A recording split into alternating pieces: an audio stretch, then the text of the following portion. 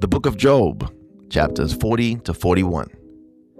And YAHUAH answered Iyob and said, Should a reprover contend with the Almighty? Let him who reproves Eloha answer it.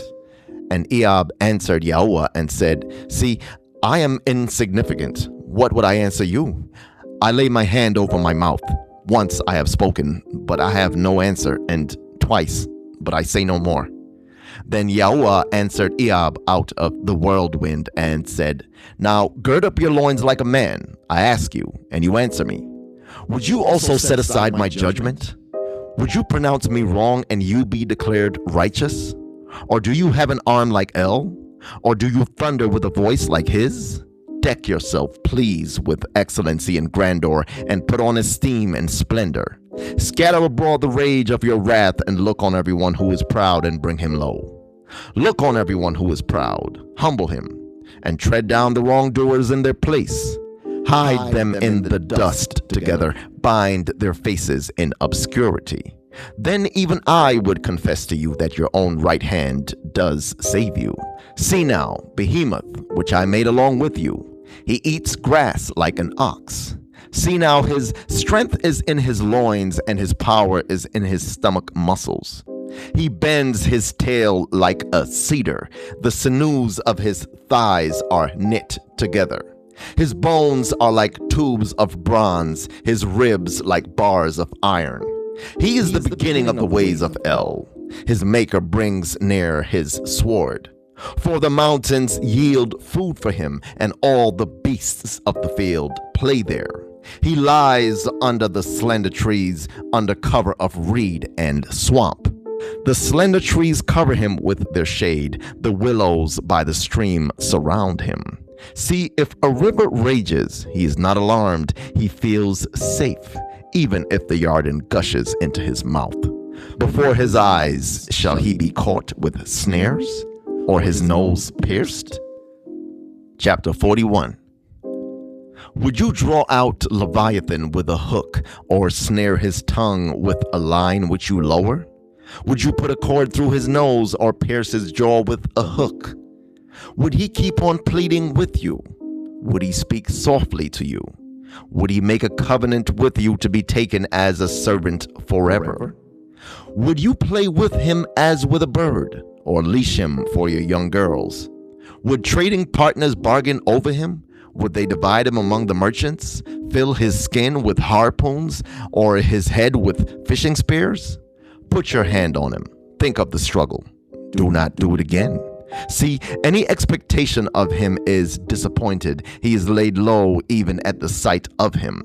No one is so foolhardily to wake him up. Who then is able to stand against me? Who has given to me first, that I should repay him under all the heavens that is mine? I would not keep silent concerning his limbs, or his mighty power, or his fair frame. Who shall take off the surface of his skin? Who approaches him with a double bridle? Who shall open the doors of his face with his frightening teeth all around? Rows of scales are his pride, closed up, a binding seal. One to another they fit closely, not even a breath enters between them. They are joined one to another, they stick together and are not separated. His sneezings flash forth light, and his eyes are like the eyelids of the morning. Out of his mouth goes firebrands, sparks of fire shoot out. Out of his nostrils comes smoke like a boiling pot or kettle. His breath sets coals on fire, and a flame goes out of his mouth. Strength dwells in his neck, and fear leaps before him. The folds of his flesh cleave together. They are firm on him, immovable. His heart is as hard as stone, even as hard as the lower millstone. When he raises himself up, the mighty are afraid.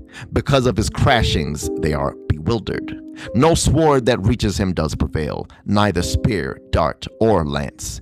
He reckons iron as straw, bronze as rotten wood. The arrow does not make him flee. Slingstones become like stubble to him. Clubs are reckoned as straw. He laughs at the rattle of a lance. His undersides are like sharp potsherds. He sprawls on the mud like a threshing sledge. He makes the deep boil like a pot. He makes the sea like a pot of ointment. He leaves a shining path behind him. One would think the deep to be gray-haired. No one on earth is like him, one made without fear. He sees all that is haughty. He is sovereign over all the sons of pride. And Iyob answered YAHUAH and said, You know that you are able to do all, and that no purpose is withheld from you. Who is this that hides counsel without knowledge? Therefore, I declare, but I did not understand, matters too marvelous for me, which I did not know. Listen, please, and let me speak. I ask you, then would you make it known to me? I have heard of you by the hearing of the ear, but now my eye sees you. Therefore I despise myself and repent in dust and ashes.